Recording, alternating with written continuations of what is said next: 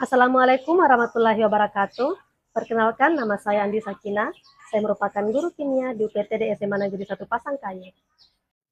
Pembelajaran kimia abad 21 menuntut pergeseran fundamental dari sekedar transfer fakta menjadi upaya penumbuhan dimensi benar kritis.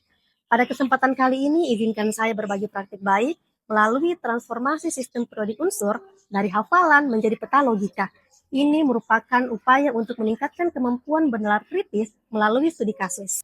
Sistem periodik unsur adalah fondasi utama dalam ilmu kimia. Seharusnya menjadi peta logika untuk memprediksi materi di alam semesta. Namun kenyataannya, di kelas saya sistem periodik unsur terjebak dalam stigma hafalan. Ini menghambat siswa mencapai pemahaman kausalitas atau mengapa unsur berperilaku demikian dan menghilangkan relevansi materi bagi kehidupan mereka. Hasil analisis pada kelas sebelumnya menunjukkan kesenjangan yang signifikan. Nilai rata-rata tes kognitif hanya mencapai 62,5 dan hanya 35% siswa yang mampu memberikan alasan yang benar. Hal ini menunjukkan sebagian besar siswa masih berada pada tahap menghafal konsep, bukan memahami hubungan sebab akibat di baliknya. Kedua, relevansi. Kuesioner persepsi menguatkan hal ini. Sebanyak 78% siswa menganggap SPU hanya perlu dihafal dan merasa bahwa materi ini tidak relevan dengan kehidupan nyata. Dampaknya, minat dan motivasi belajar menjadi rendah. Keterlibatan aktif siswa dalam proses pembelajaran hanya sekitar 20%. Ini merupakan sebuah tantangan, di mana peningkatan yang dicari bukan hanya sekedar peningkatan angka, tetapi bukti ukur bahwa siswa mampu mentransfer pengetahuan sebagai hasil kemampuan bernalar kritis. Di sini saya mengimplementasikan pembelajaran mendalam yang terintegrasi PBL berbasis studi kasus untuk meningkatkan kemampuan bernalar kritis siswa. Ini merupakan transformasi sistem periodik unsur dari hafalan menjadi peta logika. Assalamualaikum warahmatullahi wabarakatuh.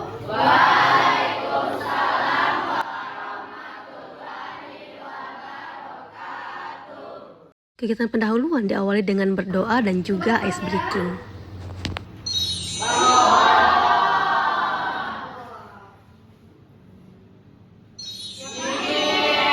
Selanjutnya memberikan persepsi, motivasi, dan menyampaikan tujuan pembelajaran. Di mana kita akan menganalisis pola-pola yang ada dalam sistem periodik unsur ini. Ini merupakan salah satu studi kasus tentang krisis litium di Cina. Ya, litium itu satu golongan dengan natrium dan kalium. Nah, ingat dalam satu golongan berarti dia memiliki kemiripan sifat. Kenapa kita tidak menggunakan natrium saja? Ada yang tahu natrium banyak ditemukan di mana? Di garam dapur. Jumlahnya melimpah dibandingkan litium. Ada yang bisa mengaitkan dengan sifat keperodikan unsur? Di sini, guru memimpin diskusi agar siswa bisa menghubungkan unsur-unsur yang terlibat dengan sifat keperodikan unsur. Guru memberikan penjelasan terkait hasil diskusi, kemudian membagi siswa menjadi beberapa kelompok. Jadi ibu akan membagi kalian menjadi kelompok-kelompok kecil terdiri dari 4 dan juga 5 siswa, di mana nanti silakan memilih studi kasus yang dianggap paling menarik untuk dibahas. Ya, Ibu. Guru membagikan LKPD sebagai panduan untuk menyelesaikan studi kasus. Guru memfasilitasi akses awal ke sumber-sumber belajar yang dibutuhkan, kemudian meminta setiap anggota kelompok untuk menetapkan peran. Di sini saya memanfaatkan teknologi untuk memenuhi kebutuhan belajar siswa. Mereka bisa mengakses berbagai sumber belajar untuk membantu lebih memahami konsep kimia yang bersifat abstrak. Ini diharapkan bisa memberikan pengalaman belajar yang bermakna dan menggembirakan. Setiap anggota kelompok menetapkan perannya masing-masing. Ada sebagai peneliti data, penganalisis data, pengumpul informasi, komunikator, dan juga editor. Ini bertujuan untuk memaksimalkan kolaborasi. Selanjutnya membimbing penyelidikan dengan membantu siswa mengembangkan keterampilan berpikir kritis dalam mengidentifikasi masalah, menganalisis data, dan mengembangkan solusi.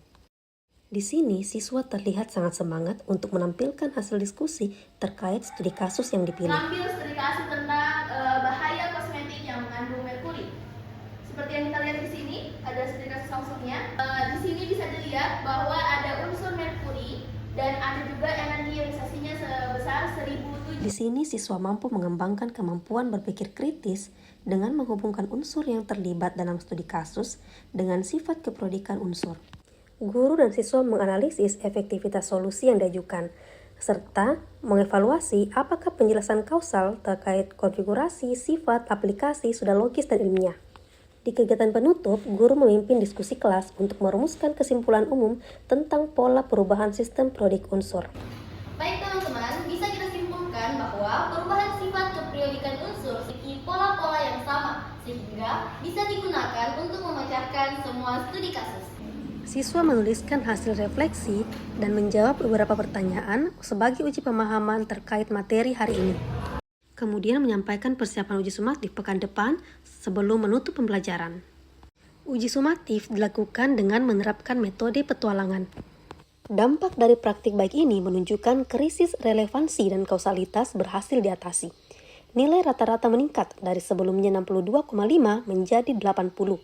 Persentase siswa yang mampu menjelaskan kausalitas meningkat dari 35% menjadi 60%.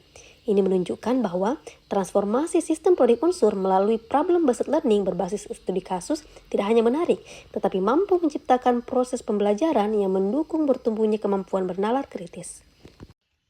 Praktik baik ini membawa 3 pembelajaran utama yang mengubah pandangan saya sebagai guru terkait proses pembelajaran. Pertama, saya menyadari bahwa kunci untuk mengatasi masalah kausalitas yaitu dengan menghubungkannya pada sesuatu yang bermakna. Ketika siswa diminta untuk memilih studi kasus sendiri dan mengaitkannya dengan sifat keprodikan unsur, maka minat dan motivasi belajarnya meningkat. Keterlibatan aktif dari 20% menjadi 90% membuktikan bahwa pembelajaran mendalam berakar pada relevansi. Selain itu, adanya pembagian peran dalam kelompok juga menunjang peningkatan keterlibatan siswa dalam proses pembelajaran.